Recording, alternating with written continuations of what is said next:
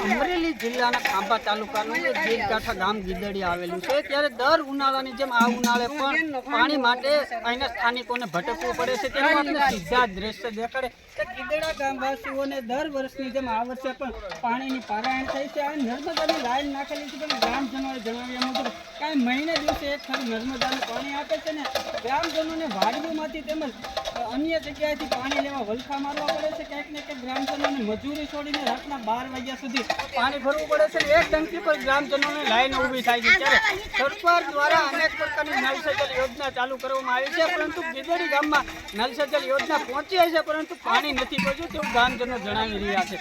ત્યારે ગ્રામજનોની એક જ માંગ છે કે વહેલી તકે નર્મદાનું પાણી મળે અને ગ્રામજનો રાહતનો શ્વાસ લે। ભાવિક કંસરિયા, સંદેશ ન્યૂઝ, ગીદડી, આભાર।